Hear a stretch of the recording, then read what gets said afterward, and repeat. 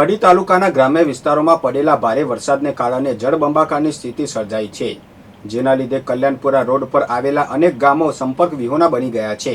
આ દરમિયાન કલ્યાણપુરા સીમમાં આવેલા વલાવડી ગામે કેડસમાં પાણી ભરાઈ જતા ગરીબ દેવી પૂજક સમાજના 3 પરિવારો વસતા નાના બાળકો સહિત 13 સભ્યો પોતાના ઘરમાં ફસાઈ ગયા હતા.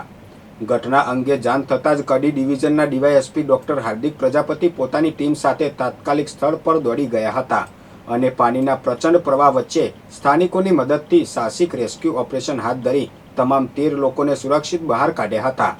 પોલીસની સમય સૂચકતાને કારણે મોટી જાનહાનિ ટળી હતી. રેસ્ક્યુ કરાયેલા તમામ લોકો માટે તાત્કાલિક રહેવા તેમજ જમવાની સુવિધાઓ ઊભી કરવામાં આવી છે. આ ઉપરાંત અગોલ ગામેથી પણ 25 જેટલા લોકોને સલામત સ્થળે ખસેડાયા છે. હાલમાં સ્થાનિક ધારાસભ્ય, અગ્રણીઓ અને પોલીસ તંત્ર દ્વારા અસરગ્રસ્તો સુધી જરૂરી મદદ અને રાહત સામગ્રી પહોંચાડવાની કામગીરી ચાલી રહી છે. બનાસકાંઠાના ડીસામાં સાંજે માત્ર 2 કલાકમાં અંદાજિત 3 ઇંચ ભારે વરસાદ ખાબકતા શહેરના અનેક નીચાણવાળા વિસ્તારોમાં પાણી ભરાઈ ગયા હતા.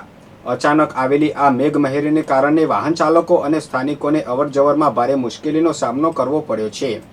જોકે આ વરસાદથી વાતાવરણમાં આહલાદક ઠંડક પ્રસરી જતા લોકોને ઉકળાટ અને ગરમીમાંથી મોટી રાહત મળી છે. મહેસાણા શહેરમાં સતત પડી રહેલા વરસાદને કારણે જનજીવન પ્રભાવિત થયું છે. આ દરમિયાન શહેરના મુખ્ય અને ધમધમતા બરબજાર વિસ્તાર એવા રંજનના ઢાળ પાસે એક મોટું વૃક્ષ અચાનક રસ્તા પર પાર્ક કરેલી કાર પર ધરાશાયી થયું હતું. સતત વરસાદના લીધે જમીન પોચી પડી જવાથી આ ઘટના બની હોવાનું જાણવા મળ્યું છે.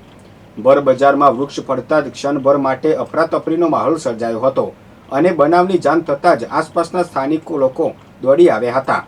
જોકે આ દુર્ઘટનામાં કોઈ પણ પ્રકારની જાનહાનિ ન થતાં તંત્ર અને સ્થાનિક લોકોએ રાહતનો શ્વાસ લીધો હતો. મહેસાણા જિલ્લાના કડી તાલુકામાં આવેલા થોળ ગામમાં ભારે વરસાદના કારણે એક અત્યંત દુઃખદ અકસ્માત સર્જાયો છે. ચોમાસાના ભારે વરસાદને લીધે થોળ વિસ્તારમાં આવેલી વહેડાની એક જૂની અને જર્જરિત દિવાલ અચાનક કડરભૂસ થઈને ધરાશાયી થઈ ગઈ હતી. આ દરમિયાન નજીકમાં હાજર દંપતી કાટમાળ નીચે દબાઈ ગયું હતું. ઘટના બનતા જ સ્થાનિક લોકોએ તાત્કાલિક મદદ માટે દોડી આવી બચાવ કામગીરી હાથ ધરી હતી અને કાટમાળ ખસેડ્યો હતો. જોકે ગંભીર ઈજાઓ પહોંચવાના કારણે બાબુભાઈ જીભાઈ દંતાની અને તેમના પત્ની કમુબેન બાબુભાઈ દંતાનીનું ઘટના સ્થળે જ કરુણ મોત નીપજ્યું હતું. આ દુર્ઘટનાને પગલે સમગ્ર વિસ્તારમાં ઘેરા શોકની અરેરાટી વ્યાપી ગઈ છે. પાટણ જિલ્લાના રાધનપુર અને સાંતલપુર તાલુકામાં સવારે 6 વાગ્યાથી બપોરે 12 વાગ્યા સુધીના માત્ર 6 કલાકમાં મેઘરાજાએ ધોધમાર બેટિંગ કરી હતી.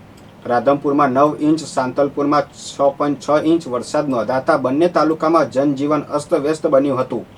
સાંતલપુર તાલુકાના વારાહી પંથકના ગાંજીસર, લોદરા, ગઢા જંડાલા, જેકડા, બોરુડા, ચારંડા અને દ્રાંડવા સહિતના ગામોમાં સાર્વત્રિક વરસાદથી તળાવો અને ચેકડેમોમાં નવા પાણીની આવક થઈ છે, જેનાથી ખરીફ પાક માટે અનુકૂળ વાતાવરણ સર્જાતા ખેડૂતોમાં આનંદ છવાયો છે.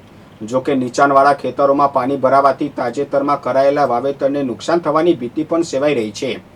ભારે વરસાદના કારણે સાંતલપુરના હાઈવે અને માર્ગો પર પાણી ફરી વળતા વાહન વ્યવહાર મંદ પડ્યો હતો. વિશેષ કરીને બરારા ગામમાં વરસાદી પાણી ઘૂસી જતા અને બરારા દાત્રાના માર્ગ ગરકાવ થતાં સંપર્ક તૂટ્યો હતો. સ્થિતિ ગંભીર બનતા તાલુકા પંચાયત સભ્ય જીવન નાગરાજે જેસીબી સહિતની ટીમો સાથે સ્થળ પર પહોંચી અસરગ્રસ્તોને સુરક્ષિત સ્થળે ખસેડી રાહત કામગીરી હાથ ધરી હતી. પાટણના સાંતલપુરમાં 24 કલાકમાં 15 ઇંચથી વધુ વરસાદ ખાબકતા જળબંબાકારની સ્થિતિ સર્જાઈ છે. વરસાદ દરમિયાન ખાવડાથી બાડમેર જઈ રહેલી એક કાર જજામ અને ફાંગલી વચ્ચે પાણીના તેજ વહેણમાં બંધ પડી જતા તેમાં સવાર 8 મુસાફરો ફસાઈ ગયા હતા.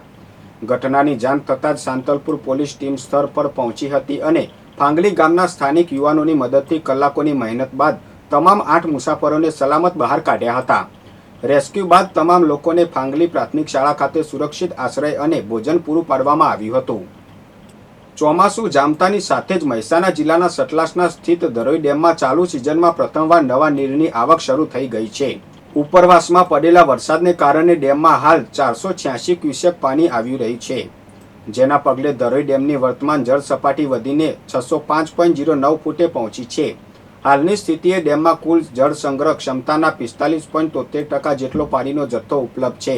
ઉત્તર ગુજરાતની જીવાદોરી સમાન ધરોઈ ડેમમાં નવા પાણીનું આગમન થતાં જ પંથકના ખેડૂતો સહિત સમગ્ર ઉત્તર ગુજરાતવાસીઓમાં આનંદની લહેર છવાઈ ગઈ છે.